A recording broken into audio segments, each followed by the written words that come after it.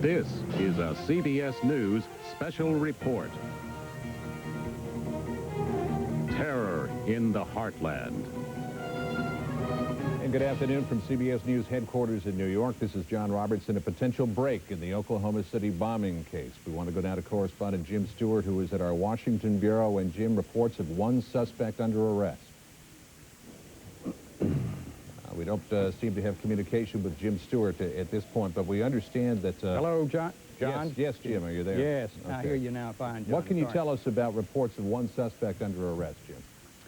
Well, John, we are getting reports now that they appear to have made some breaks in this case. We are told that a suspect, a person, is under arrest in Oklahoma, specifically in Perry, Oklahoma, that meets the description of one of the suspects that was a composite picture of which was released yesterday. This would be the short, brushy, haircut gentleman. They do not have a positive identification on him. Apparently, he was picked up by local authorities, and we know that they very much want to talk to him in conjunction with this case.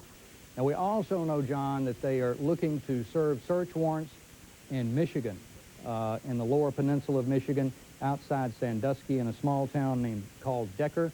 And this would be in connection with information they turned up regarding the truck that was used in the bombing. Again, that would be a search warrant at an address in that city.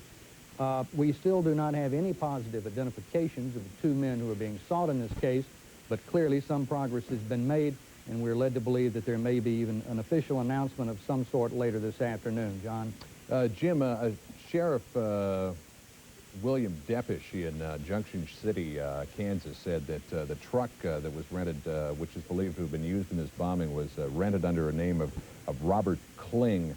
Apparently that is a fictitious name, but have the FBI, have the federal agencies been getting any kind of leads from people in and around the area where the truck was believed to have been rented?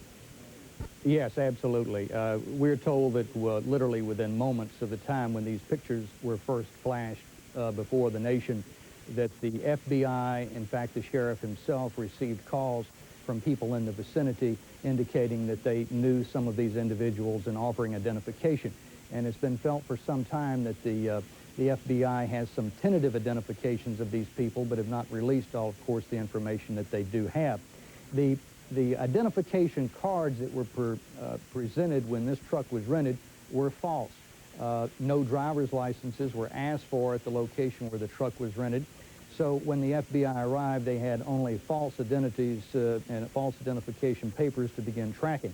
And that's the paper trail that they picked up, and we are led to believe has taken them now to a location in Michigan where they're looking for more information.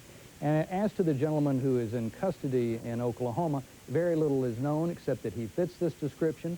I'm led to believe that possibly some identification, tentative identification, has been made, but no formal identification, and certainly we're not aware of any charges that have been lodged against him at this point.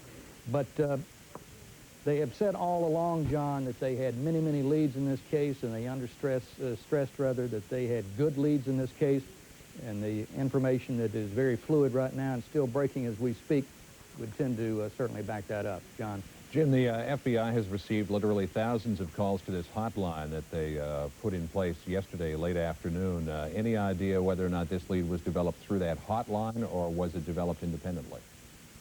John, I don't know the answer to that question. The 1-800 number, though, you are certainly correct, has been burning up ever since it was flashed. In fact, people, we're told, have been having trouble getting in. I know that they have been quite satisfied with the results that they got from the public and the help that was provided there, but clearly they've developed quite a few leads on their own in this case and have been satisfied apparently within hours that they had a trail to follow after the explosion last Wednesday, because we know already that the investigation of the bomb site led to a vehicle identification number, which they were able to trace immediately to the Ryder Truck Company, which led them to Junction City, Kansas, which led them to the composite drawings, and which now apparently are leading them to the possible suspects, or at least we certainly hope that's the case. John?